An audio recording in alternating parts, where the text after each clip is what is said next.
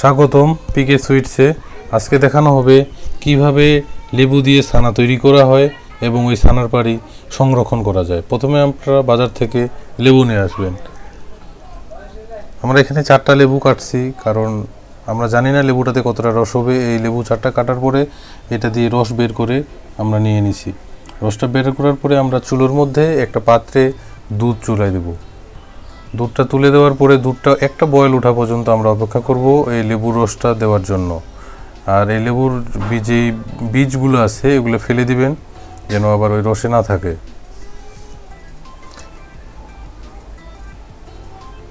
তারপর লেবুটা ভালোভাবে রসটা বের করে নেবেন।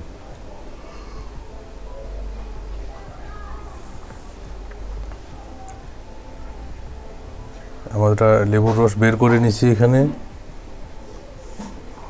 এখানে আমরা এখন 2 লিটারের মতো দুধ দিব। এই 2 লিটার দুধ অল্প দিছি শুধু আপনাদের জন্য, যেন আপনারা বুঝতে পারেন অল্প দুধ দিয়ে কিভাবে আমরা এই রেসিপি তৈরি করি। যে গরুর দুধের পারফেক্ট ছানা আর কি, যেটাকে বলা হয়, যে একবারে খাঁটি অরিজিনাল যে দুধ আছে, এটা গুঁড়ো দুধ না, এটা হচ্ছে গরুর দুধ।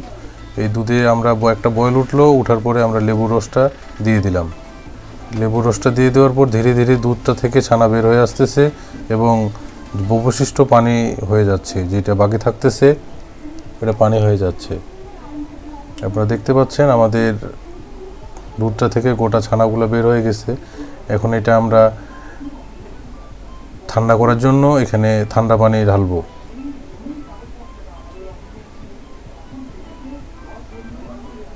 ঠান্ডা পানি ঢালার পরে আমরা এটা একবারে ছেঁকে নেব একটা পাতলা কাপড় দিয়ে।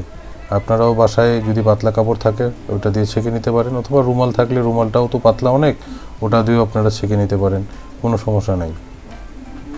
যে ঠান্ডা পানি দিচ্ছি আমরা, ওটা যতক্ষণ পর্যন্ত ঠান্ডা না হয় ততক্ষণ পর্যন্ত আমরা ঠান্ডা পানি দিতে থাকবো। আর যদি আপনারা এই ছানার পানি সংরক্ষণ করেন তাহলে ঠান্ডা পানি দেওয়া যাবে না। এই পানিটাতে আপনাদের ঠান্ডা করতে হবে। ঠান্ডা করার পর যে পানিটা বের হবে ওই পানিটা 2 দিন রাখার পরে আপনাদের ওইটা ফ্রিজ আপ করে রাখতে পারবেন। তাহলে ওইটা ছানার পানি থাকে গেল। আপনারা 1 বছর পর্যন্ত ফ্রিজের মধ্যে নরমালি ওইটা রাখতে পারবেন। কিন্তু এই ঠান্ডা পানি মেশানোর কারণ হচ্ছে আমরা তাড়াতাড়ি ছানাটাকে থেকে মিষ্টি তৈরি করব।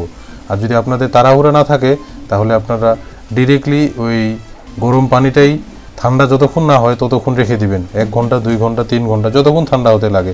ফ্যান প্রয়োজন বোধে আপনারা যদি পারেন তাহলে ফ্যান দিয়ে দিবেন, যেন তাড়াতাড়ি ঠান্ডা হয়ে যায়। দেন আপনারা ওই পানিটা রেখে দিতে পারবেন। এইভাবে ছাকার পরে যে নিচে পানিটা পড়ে থাকবে, যেটা ছানার পানি বলে, ওই ছানার পানি আপনারা ফ্রিজ আপ করে রাখলে 1 বছর পর্যন্ত রাখতে পারবেন, যতদিন পানি নষ্ট না হয়। কিন্তু ওই পানিটা ডাইরেক্টলি আবার ফ্রিজে রাখা যাবে না। আপনার রুম টেম্পারেচার, যেটা রুমের তাপমাত্রায় 2 দিন রাখতে হবে। ধরেন এই ছানার পানি, এটাতে আমরা পানি মিশিয়েছি, এটা হবে না, কিন্তু যেটাতে পানি মিশাবো না ওই পানিটা আপনি যদি রুমের মধ্যে রাখে দেন, কোনো ঢাকা দেওয়া বাদ দিয়ে 2 দিন, মানে 48 ঘন্টা যদি রেখে দেন, তারপরে একটু ওই ছানার পানিটা জিহ্বায় দিয়ে দেখবেন যে টক হয়েছে কি না। যদি টক হয় তাহলে মনে করবেন আপনার ছানার পানি পারফেক্ট হয়েছে। ওইটা দিয়ে নেক্সট ডে আপনি তখন ছানা তৈরি করতে পারবেন। এইভাবে আপনারা ছানা থেকে পানিটা বের করে নেবেন চিপে চিপে। আবার অনেক সময় ঝুলিয়ে রাখলে পানিটা বের হয়ে যায়, কোনো সমস্যা নেই। কিন্তু আমরা যেহেতু অতি অল্প সময়ে ছানা তৈরি করব, এই জন্য আপনার এটা 5 থেকে 10 মিনিটের মধ্যে ছানা তৈরি হয়ে যাবে। এই জন্য হাত দিয়ে আপনাদের ভালোভাবে এটা চিপে চিপে পানিটা বের করে ফেলে দিতে হবে। দেন আপনারা এটা মিষ্টি বানানোর জন্য আমাদের ছানা রেডি, কোনো সমস্যা নেই। আপনারা দেখতে পাচ্ছেন আমাদের ছানা তৈরি হয়ে গেছে। এটা দিয়ে আমরা এখন যে কোনো মিষ্টির কাজ করতে পারবো।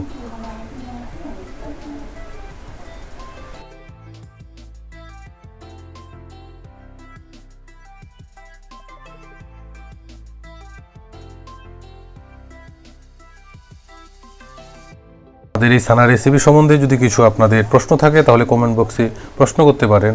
আর যদি আমাদের চ্যানেলটি এখনও সাবস্ক্রাইব করে না থাকেন তাহলে প্লিজ সাবস্ক্রাইব করুন। আর যদি আমাদের চ্যানেলের ভিডিওগুলি ভালো লাগে তাহলে একটা লাইক মারবেন। সাথে থাকুন পিকে সুইটস। ধন্যবাদ।